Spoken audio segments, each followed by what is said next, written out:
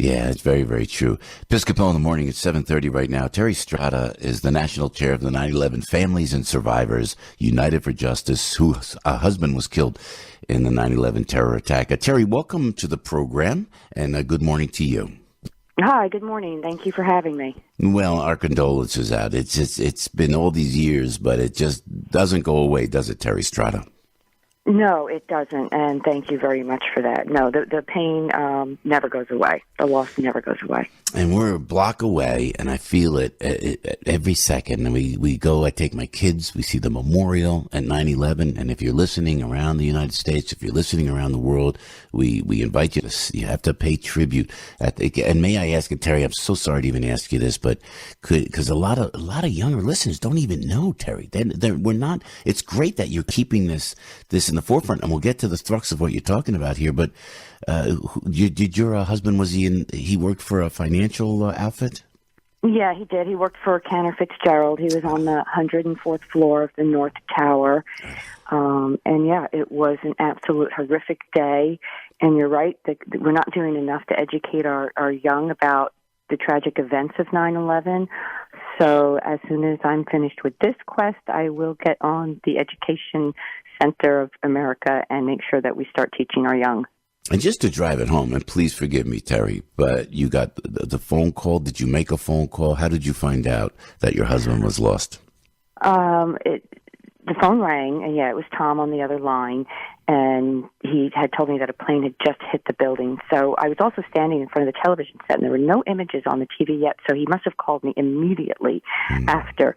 And he told me that he was going to the stairwell with a group of his friends because they were going to try to get to the roof. He was on the 104th floor, so getting up to the roof would have given them, the air that they needed, because it was really horrible, horrific conditions. And when we hung up the phone, within seconds, it came on the images came on the TV, and I saw what the world was witnessing, and that was the horrific smoke billowing out of that North Tower, and it just looked so horrific. Yeah, and did you have closure? Did you have?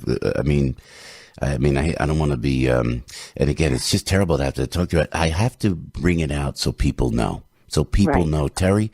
So did you finally have closure? I mean, it just never goes away. But how did you find out how Tom ended up? It's a horrible experience. It's like nothing that's ever happened to people before. You don't find out. You're never told that they're gone. It's just an assumption that's made because Wow. you don't find them. Yeah, we never had any of his remains. No, his remains were never returned to us. Nothing, not even his wedding ring. So yes, we know he perished there because that's where he was, and he made the phone call.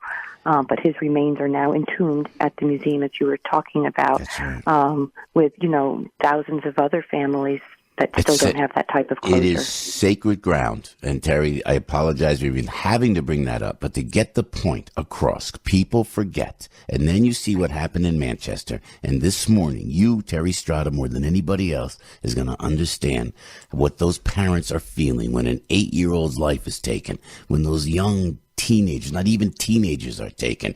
I mean, what advice could you possibly give to those family members who lost loved ones in Manchester, Terry?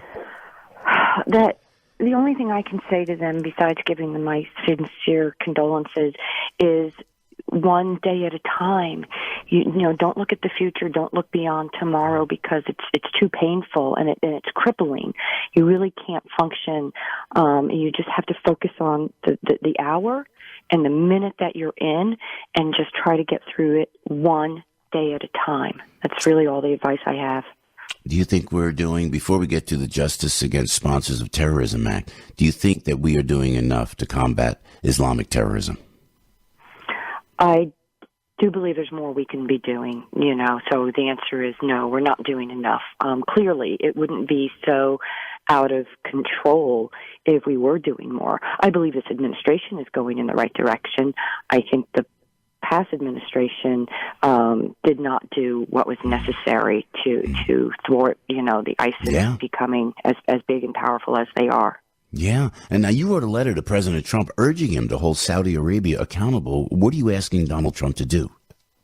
Yes. Well, we've been fighting the Saudis for over a decade, trying to hold them accountable for the role that they played in 9/11, which was the financing of Al-Qaeda, the support that they gave to Osama bin Laden, and to the designated terrorist organization that carried out the attack. So we've been trying to hold them accountable for that, and the aiding and abetting of some of the 19 hijackers, if not all, while they were here in the United States. And we've been trying to get a lawsuit filed against them in a U.S. court.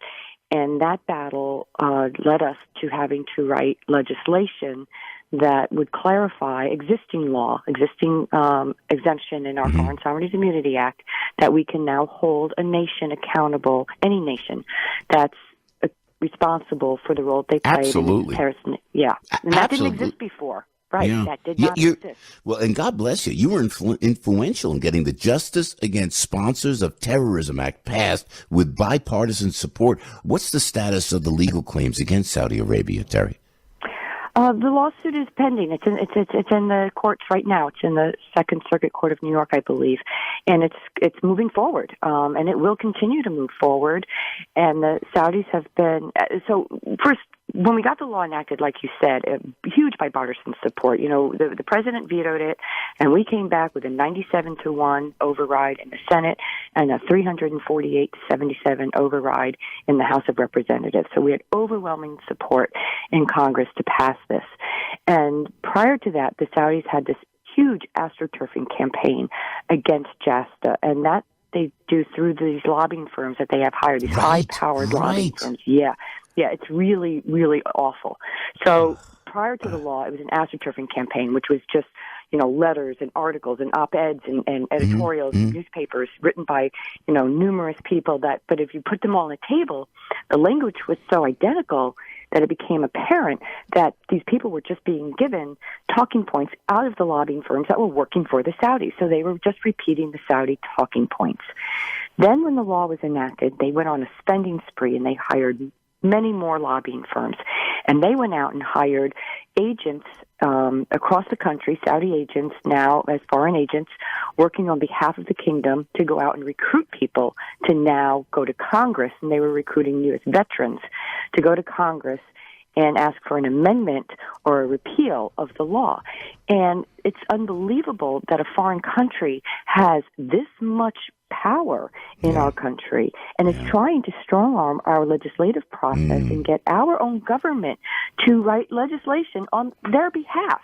Yeah. Well, maybe, but you feel positive though with the president, even though with selling weapons and even the speech on terrorism, you feel positive that Donald Trump is at least moving in the right direction. Yes, absolutely. That's great. And the letter that I wrote to him was asking him when he went over to Saudi Arabia to please don't forget the 9/11 families. Don't forget what we're trying to do, which is hold the financiers accountable. And if you want the financial aspect to stop, if you want the funding to stop, which he spoke about more than once in his speech, then you have to hold them accountable, and there has to be a punishment. There has to be a deterrence. Right, and that is the goal, besides the families wanting justice, is to have this law on the books to deter future terrorist attacks and to shut off this outrageous flow of money going from the Arab countries into the hands of these designated terrorist organizations like Al-Qaeda, like Boko Haram, like ISIS. Terry, what you've been through, we can't even imagine. And how are you doing today? You're never doing great, but are you holding yourself together all these years later? Yes, we are. Thank you very much. My children are teenagers now, or actually young adults. My eldest just graduated college. I have a freshman in college. And my youngest, he was 4 days old on September 11th. Yeah. You listen to Terry. You're listening. Please listen to Terry. Please hear what she's saying, and don't stop the fight. Terry, you are a true heroine, girl. God bless you. And anything you could do, you have these airwaves anytime you need them. Our hearts go out to you, and we thank you for your sacrifice. And we're thinking of you every single day. We will never forget Terry Strada. Thank you very much. It is deeply appreciated. God bless.